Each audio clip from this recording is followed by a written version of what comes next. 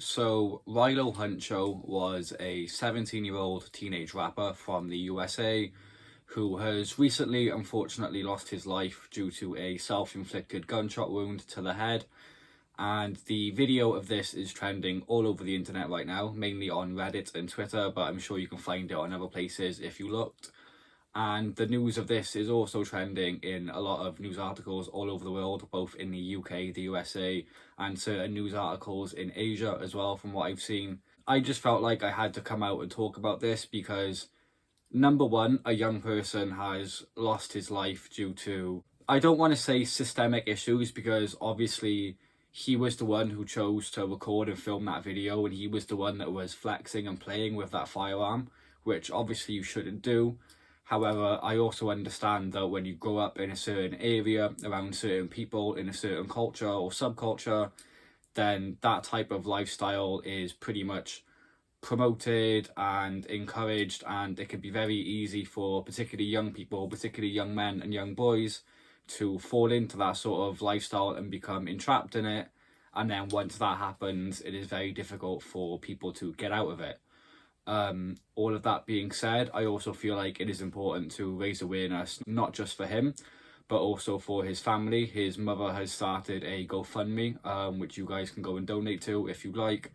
Unfortunately, he was her only child, so not only has a young boy lost his life, a mother has lost her only child. As well as raising awareness for him and his family, I feel like I want to talk a little bit about young people in general, particularly in the USA, because even though I'm not American, I have never been to America, never lived over there.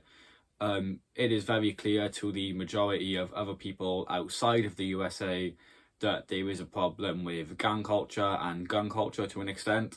And I'm not going to talk about gun rights in the USA and gun control because I'm not an American citizen. And I know the Second Amendment, the Constitution, is a very complicated thing and it means a lot to the American population. So therefore, as a British person, I'm going to not talk about that because it is not my place. However, I will say that there is a very noticeable gang culture in the USA, particularly in places like New York and Chicago, where unfortunately a lot of young people, both men and women, are basically encouraged to, join gangs and sell drugs and carry firearms and shoot people. I understand if you're young and vulnerable, it can be very easy to sort of fall into that mindset, and especially if you come from a poor family as well, then you also, a lot of the time, you feel like you don't have a choice, I suppose. So I don't feel like it is a good thing to blame these young people who have grown up in environments like that. I feel like we should be holding the adults a lot more accountable for allowing children to grow up in an environment like that, as well as the government and the police force for not really doing much about it, in my opinion. Like I said, he was a 17-year-old rapper from the USA. He died in Virginia. That's where his body was found. He was on an Instagram Live, I believe, or TikTok. I believe it was an Instagram Live, and he was seen sort of, I don't want to say dancing, but sort of flexing with a firearm, a handgun in his bathroom, I believe. It looked like to me that he was sort of waving the gun around, and then before he put the gun to his head, he did a little thing with his hand, and to me, that looked like he was trying to turn off the safety, and obviously that didn't work because he is now unfortunately dead. So it could have been that he tried to turn on the safety and failed, or perhaps the safety was already on and he had accidentally turned it off. I don't believe this was suicide. I could be wrong. I didn't know Riley. For anyone that did, please feel free to comment down below. But I don't think it was like an intended suicide. I do think it was a very unfortunate accident. And when stuff like this happens, I do believe it is very important to teach young people, in particular in the USA, the importance of gun discipline. Like, don't put your finger on the trigger unless you're planning to shoot. Don't aim at anything unless you're planning to shoot at it. And treat every single gun, if it's loaded, even if it hasn't got a magazine in it, it's common sense, it's gun safety 101.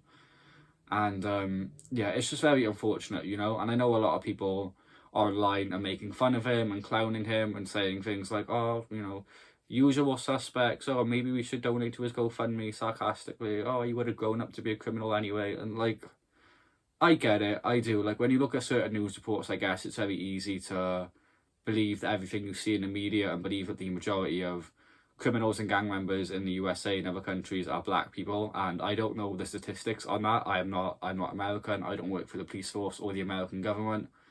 But even if that does happen to be the case, I don't think that makes it appropriate to make fun of a young boy who has lost his life, particularly when his family are currently mourning him, and you can imagine what that's putting them through as well.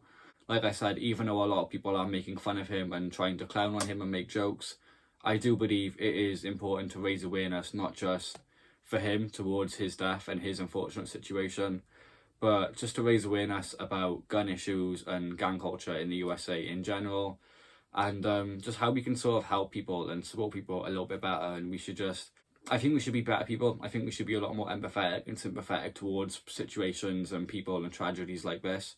Obviously, I don't expect it from everyone because not everyone is like that, but it would be nice if people could actually have a little bit of sympathy towards him and his family. But all that being said, I hope you all enjoyed this video, if it was a video that you could even possibly enjoy. And rest in peace to Rylo.